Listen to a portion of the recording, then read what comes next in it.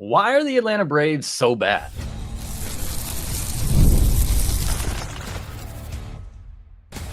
You are Locked On Braves, your daily Atlanta Braves podcast, part of the Locked On Podcast Network, your team every day.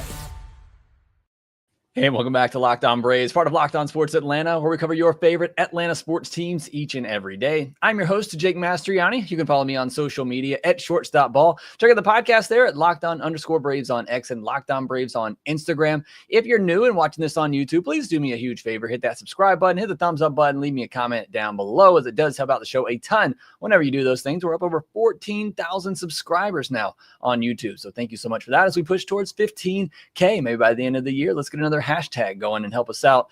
And also, if you're listening on the audio version, you can help out. Leave us a 5-star review on Apple, Spotify, or wherever you get your podcast. Thanks so much for making Locked On Braves your first listen of each and every day. Big shout out to all my everydayers out there, the comment gang coming in the comment section each and every day. I appreciate you all so very much, especially during these difficult times to be a Braves fan, as we have had this season, and really last season too. Again, I know last year's team made the postseason, but it felt a lot like this year. But this year's even more puzzling. We're going to talk about that on today's episode. Over 30 questions to get to on this week's mailbag episode. A lot of them have to do with the struggles for the Atlanta Braves, why they are so bad, Michael Harris, Ozzie, Albies, Profar's return.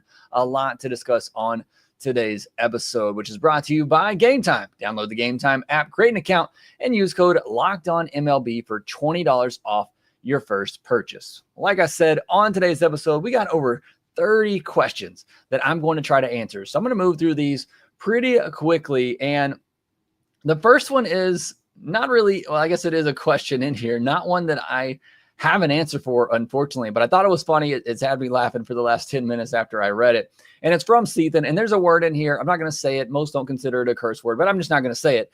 It says, I can't think of any other way to put this, but why do we so much? Why are we so bad? And it is the most simplest form to ask a broad question.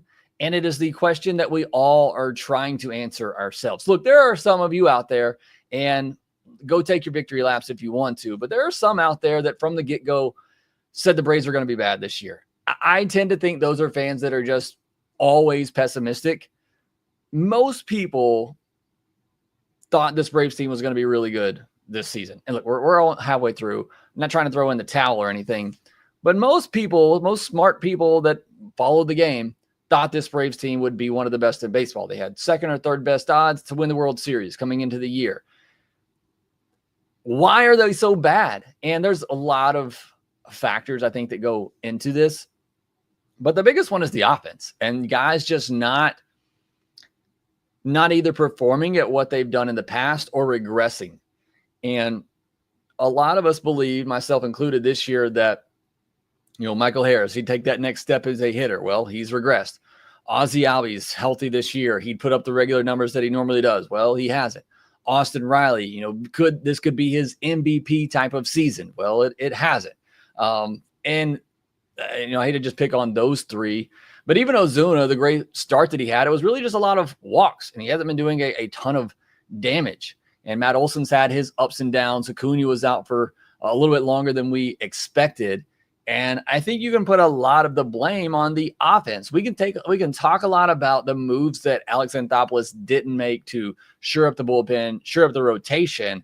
But ultimately, when you look at why is this team so bad, they're so bad because the offense has not even just gotten back to where they were before, but they continue to regress. And that's why this team is so bad.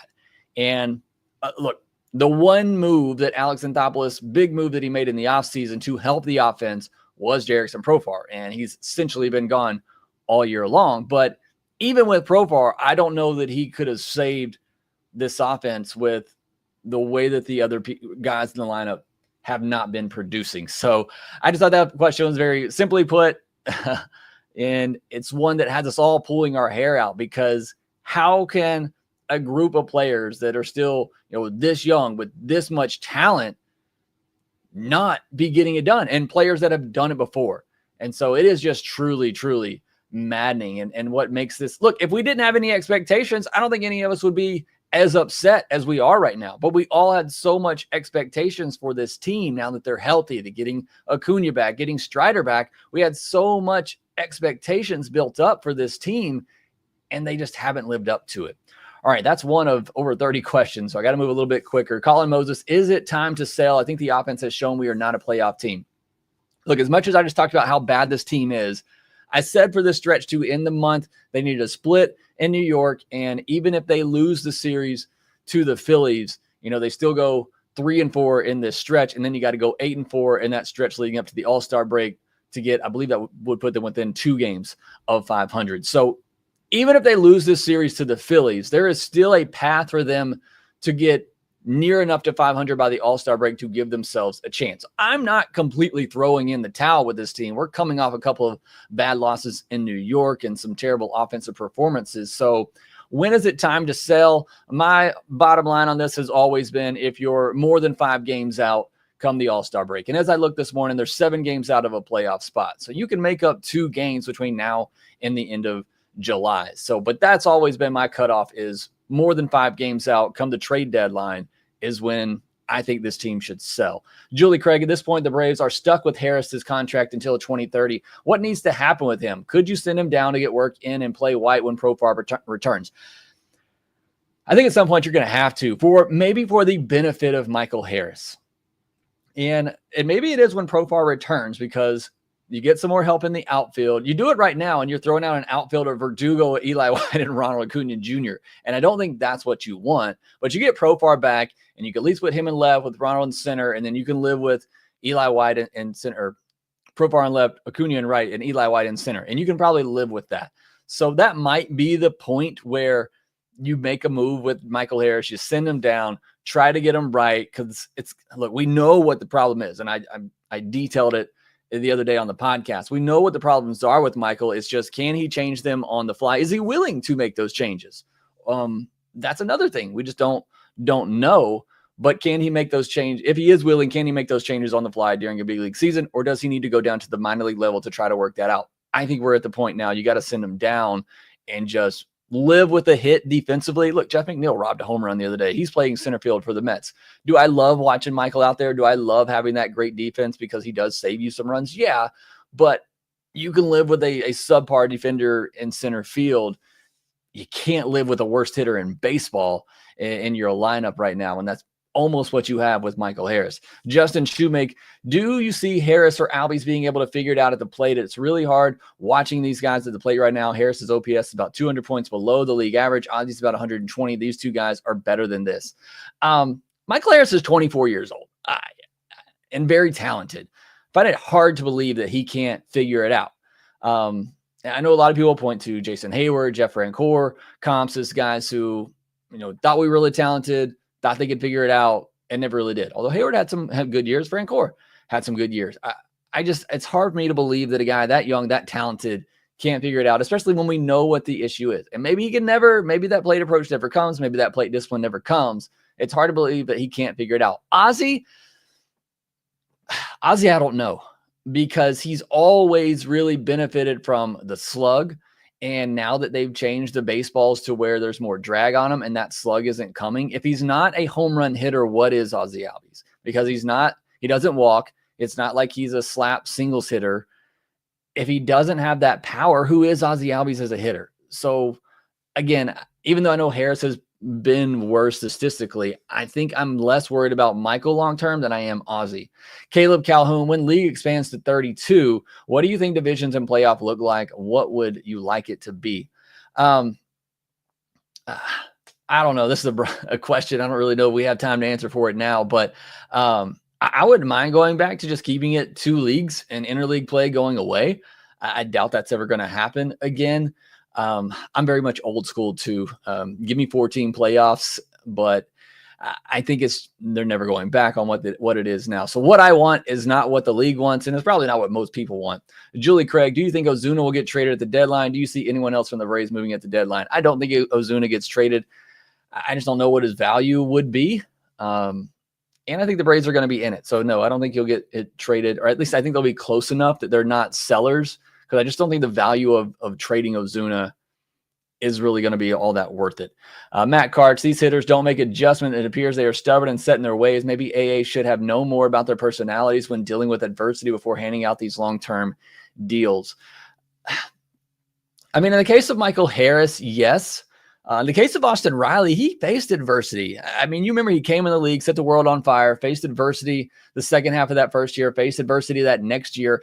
I mean, they were bringing in, other third basemen. Jake Lamb, they were bringing in to compete with Austin Riley at third base, but he worked through that for adversity and became a really good hitter. So I don't think it's safe to say that for him, not safe to say it for Matt Olson, Sean Murphy, these guys who had experience before signing their long-term deals. The only one thing you can really say that for are Michael Harris, Ozzie, and Acuna. And, for Acuna and Ozzie, for the most part, it's worked out pretty well for the majority of their contracts. But maybe with Michael Harris, you needed to see the league adjust to him first before handing out that big deal. All right, a lot more questions to get to on today's episode. We'll do that here next. Have you ever decided at the last minute to head to a ball game with friends or family? Maybe it's game day and you suddenly realize you want to be in the stands. That's exactly where Gametime comes in. It's the easiest way to grab last minute tickets without the stress. Now, look, I cannot, with a good conscience, advise you to go to a Braves game right now. My experience with that on Father's Day was brutal. The worst game I've ever seen in person. But you know what? There's still nothing like being at the ballpark. So you want to take your kid out there. You're still going to have a good time. Just don't focus on that Braves offense right now. And Gametime can help you get there. It makes buying tickets fast and simple. You get zone deals out there, seat views. You can see it right there. You know exactly what it's going to look like. And prices get cheaper as the closer it gets to Gametime. You can spend all that extra money buying your kids some food, getting more tokens for the kids park over there, which is great, by the way. They've renovated it. It all looks fantastic there at Truist Park.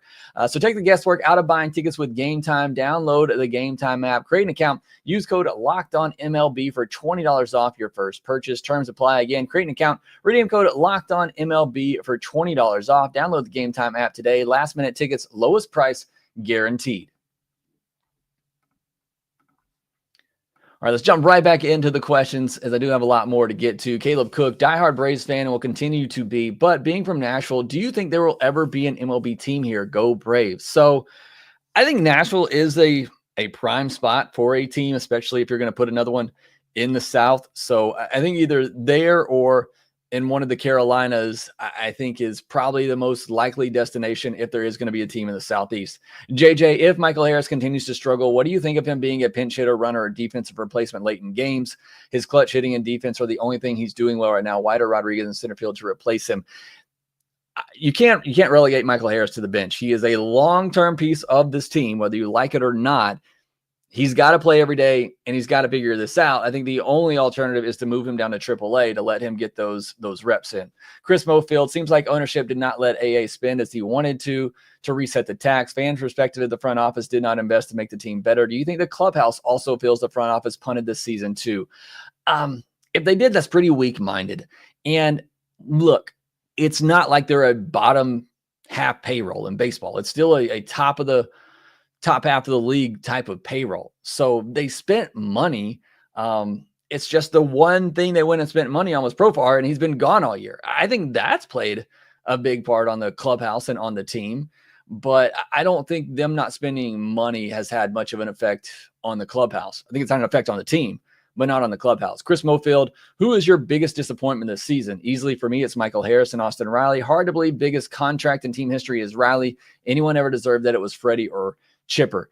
I mean, it's easy to say Michael Harris. I honestly agree with both of you. If you don't go with Harris or Ozzie, to me, it's Austin Riley. And you go back and listen to my preseason podcast. I thought this was the year Riley finishes top 3, top 5 in the MVP, that we see him be that big middle of the order bat, do a lot of damage, 40 home run type of hitter. And he's been highly disappointing, especially in this month of June, where we normally see him take off. He has just been that at bat the other night in the 7th inning and the game on Thursday. That was just the class. I just talked about the Austin Riley that struggled and had to go through those struggles.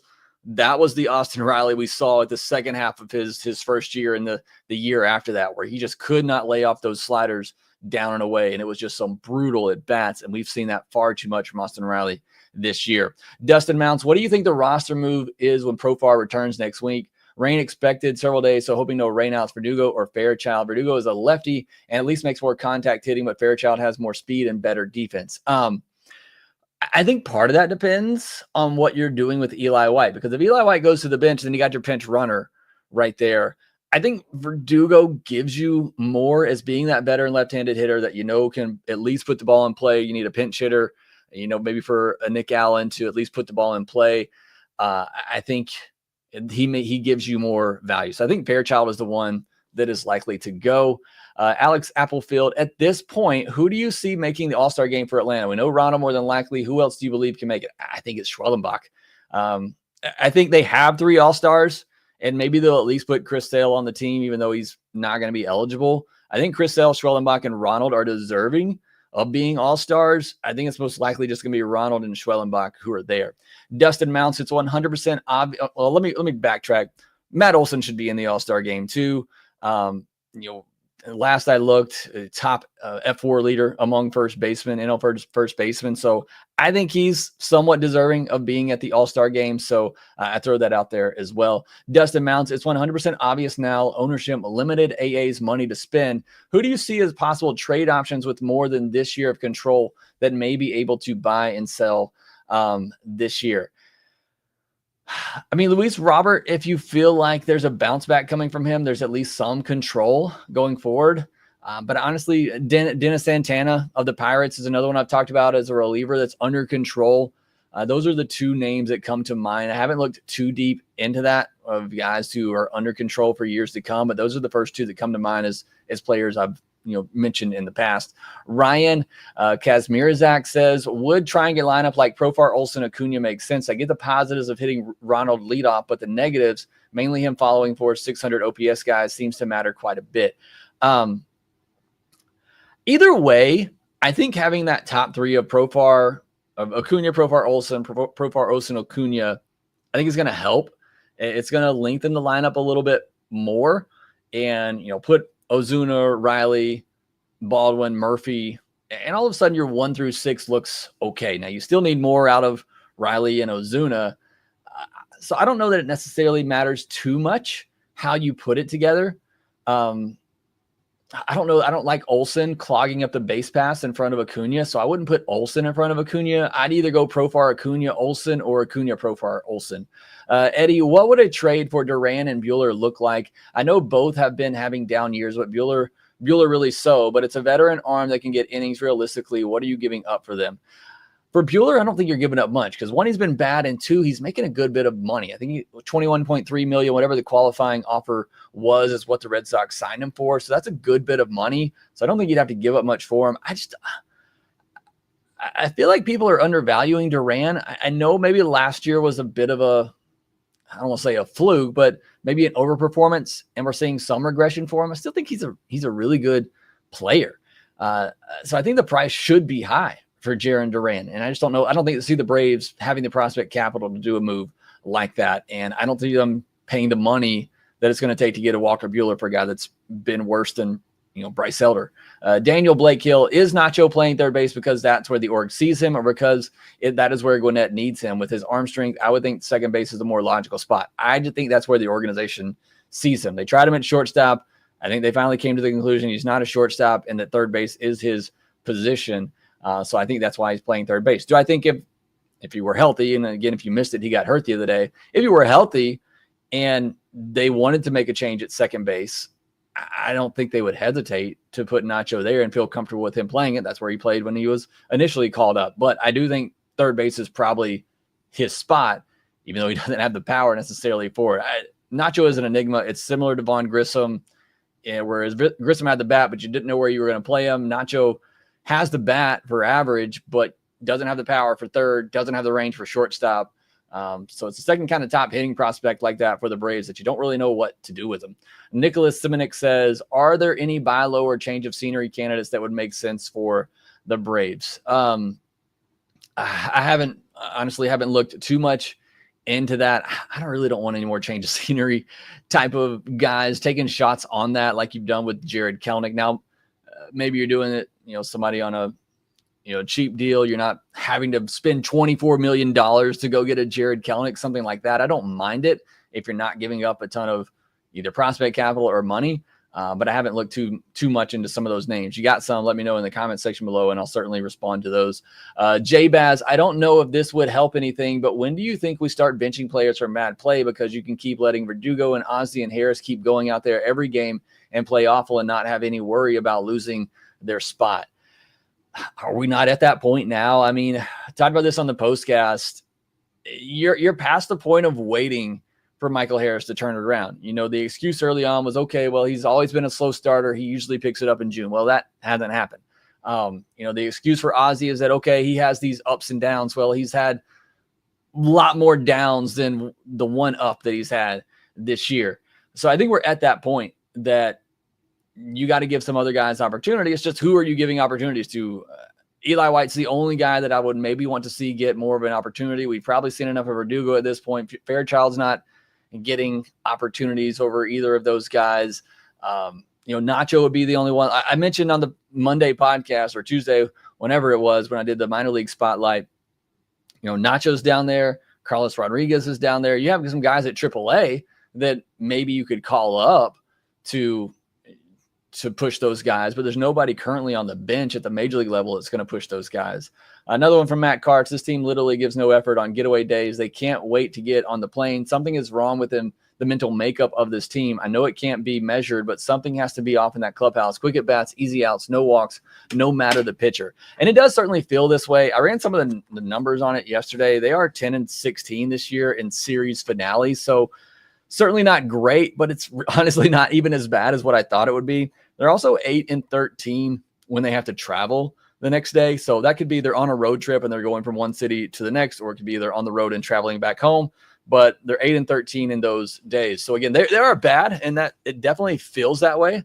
And even in some of those wins, the scoring can be really low, but yeah, it does certainly feel that way as a fan, that on those getaway days, just like pack it up. They're ready to go, and can't have that. And again, I don't know if that's just a mental thing or whatever it is, or maybe it's just coincidence, but it certainly does seem like that. All right, we got a lot more questions to get into. We'll get to the rest of them here next.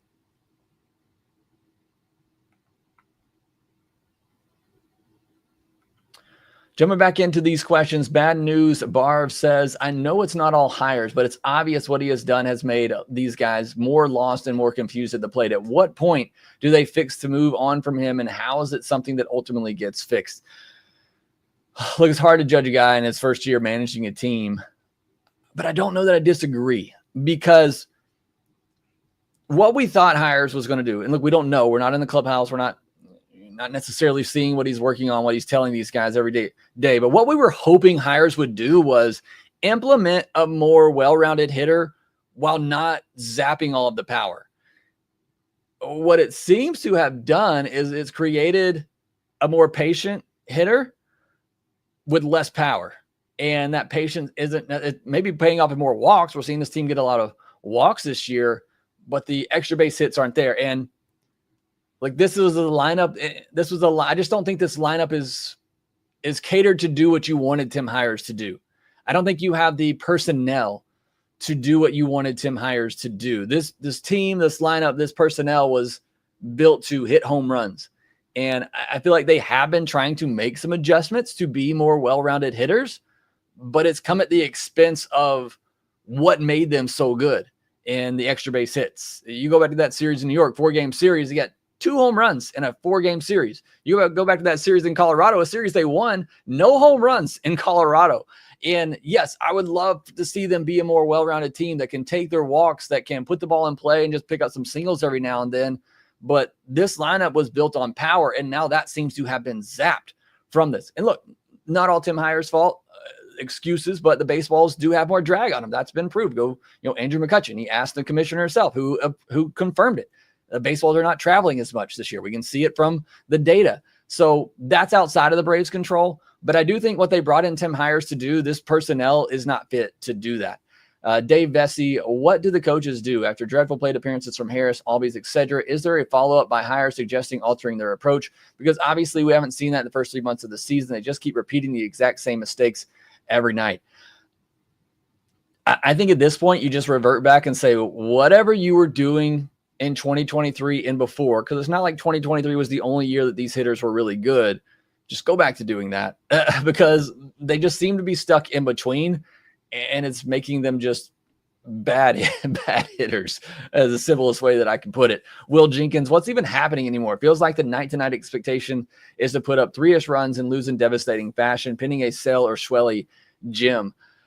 It is just bad. I mean, the game on Thursday, you're facing Griffin Canning. I know he's having a decent year, but he dominates you while he's in the game. He leaves early. You go to the bullpen, which I know on the season has been good, but as of late has been a real pain for the Mets.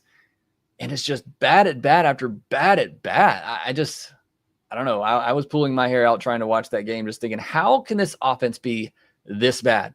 Calvin Finner, looking at Ozuna's stats the last month or so, it's clear his hip is an issue. Why won't they just put him on the IL? He's been as bad or as worse than Ozzie. Because he said his hip is better and that he really doesn't feel it anymore. So for him, you ask him, he says his hip is fine now. But it's either he's lying about that or he's just been bad right now, because I don't know how else to explain it. Adam, can you call the commissioner and get him to take the All-Star game out of Atlanta, and then maybe the Braves will start playing like they're expected to? Yeah, I mean, you get the All-Star game here. We're coming into the season thinking they're going to have at least 5 representatives, and you're going to have 2, most likely. Papachi, is this roster going to look similar next season or drastically different? I'm leaning towards drastically different with a head coach change imminent. I think a head coach change is definitely coming if things play out like this the rest of the year. And look, it's the midway point. Things can change. I'm not completely giving up and throwing in the towel, but if things continue like this, there will be drastic changes. I can almost guarantee that.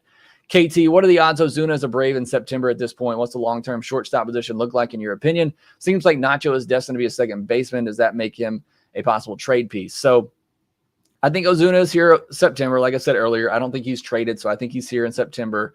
Long-term shortstop position, I don't know. I really don't know, because unless it's Bo Bichette, and I don't even know that they value defense highly at shortstop, and he's not a great defender. I don't know who you go get at shortstop. There just aren't a lot of available options out there for you. You can try to trade for a prospect, but it's going to cost you.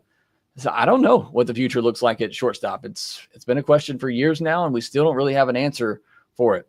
Aaron Abston, Jake, why are you a Braves fan? Well, I grew up in Birmingham, Alabama. My mom was a huge Braves fan growing up, and so I just kind of fell in love with them myself, being a kid of the 90s, watching those Braves teams win.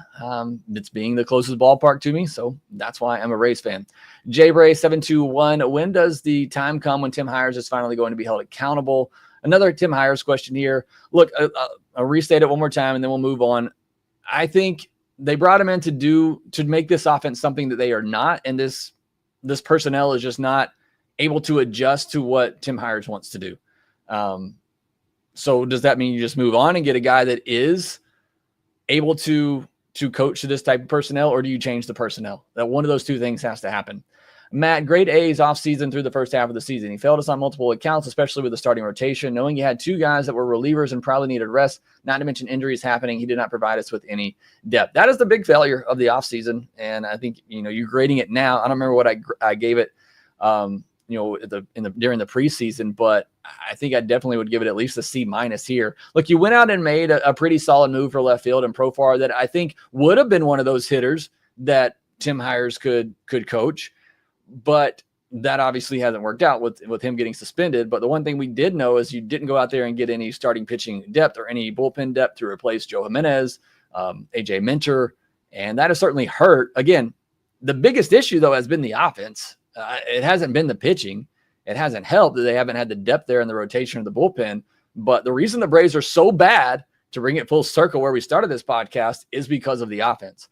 A couple more here. Paraz says, good afternoon, Jake. I've seen it too many times where we're watching strike one down the middle, swinging at pitches. This is the time Tim Hires approach that I think they're having, where they're trying to be more patient. They're trying to get in at bats, but it's costing them easy strikes early in count. So I think part of that is the approach change that they're trying to have to be more patient, but it's making them take good pitches and swinging bad pitches is what the result has been.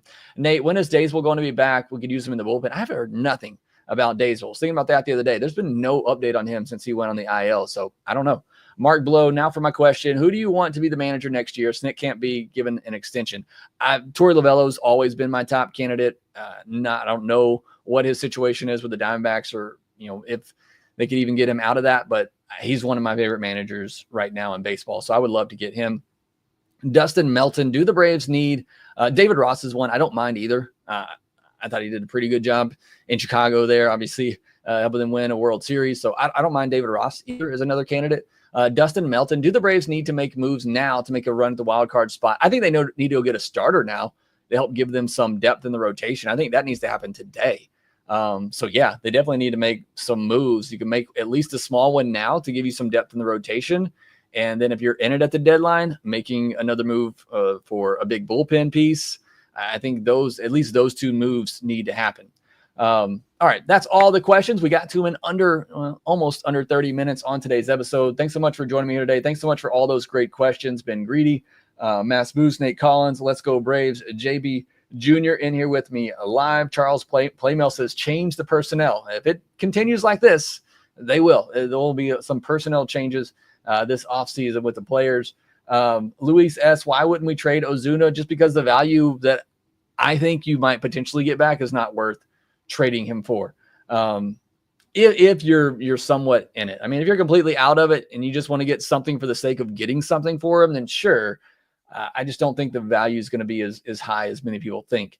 But thank you all for joining me here today. Thanks for all the comments, questions. Nathaniel Brooks, Jeffrey Humphreys, Everyday, Soul Still Burns, Ben Greedy. Again, thank you all for being here for today's episode of Locked On Braves. Subscribe on YouTube if you're new. Hit the thumbs up button. Leave me a comment down below, and we will talk to you next.